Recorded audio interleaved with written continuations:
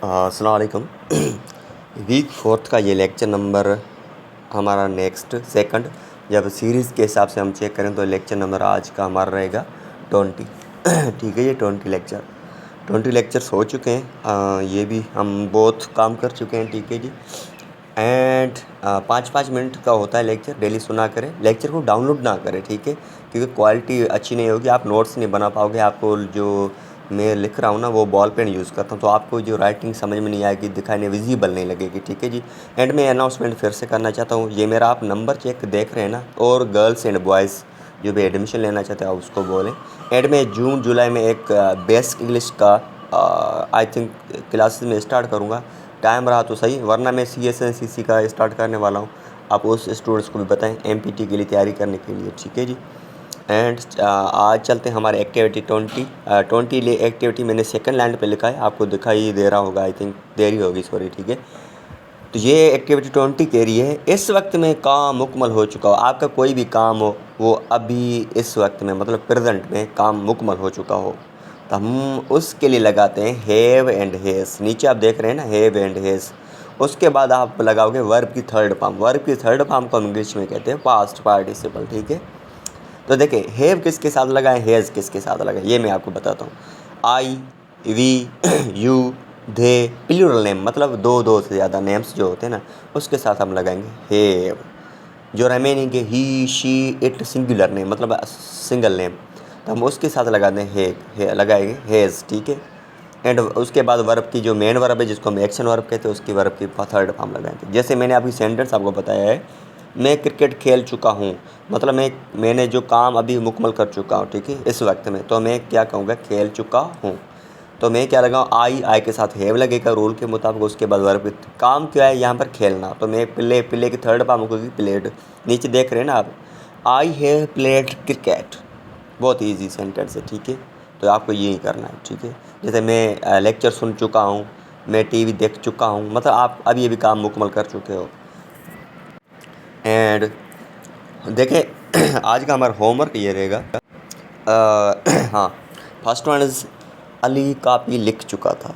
ठीक है, kindly you make this sentence in the voice, don't write on the page, and you can take their picture I can say, and you don't share with me. ठीक है, and आपको क्या करना है, only just record a sound voice and then share with me. ठीक है, तो ये अच्छा रहेगा, क्योंकि because they are spoken classes, they are not a writing skill.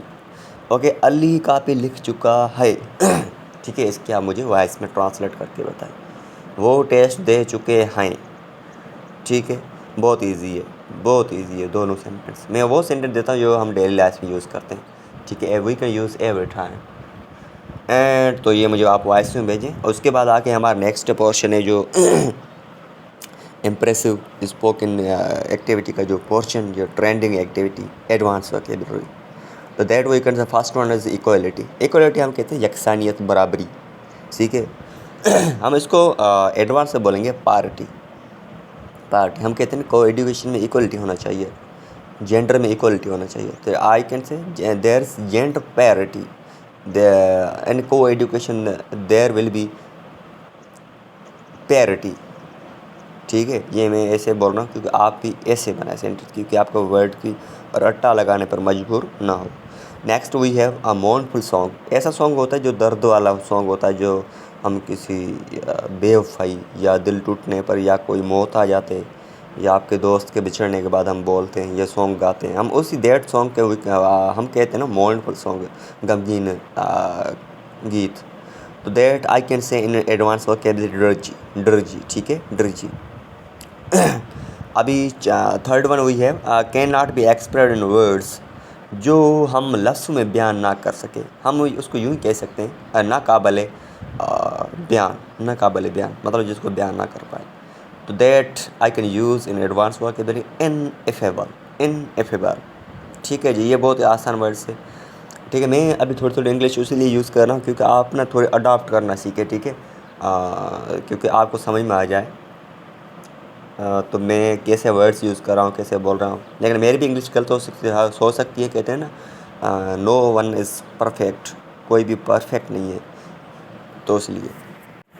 And fourth one ये ना, ये हम बहुत यूज़ करते हैं, गहराई। गहराई हम कहते हैं ना, ये बहुत नीचे गहरा है, डीप्थ जिसको कहते हैं। तो that I can use advance vocabulary and how to use that one, profundity, profundity, profundity, ठीक है, याद कर मतलब डीप्थ।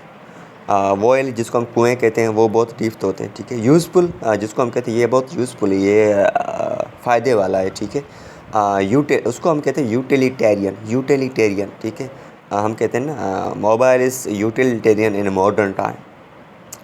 एंड अब हम चलते हैं नेक्स्ट क्वेश्चन, हमारे स्पोकन एक्टिविटी आज बहुत बहुत ईजी है। यूज़ मोबाइल मैंने साथ में लिखा है, नीचे देखें ये अलग है, ठीक है। साइड इफ़ेक्ट नेगेटिव, मैंने यहाँ पर नेगेटिव ब्रैकेट में इसलिए बंद किया है, आपको साइड इफ़ेक्ट बताना, वो नेगेटिव साइड इफ़ेक्ट बताना है मोबाइल के इस्तेमाल करने से। वो कौन कौन से, कम 5, ठीक है जी, थैंक यू।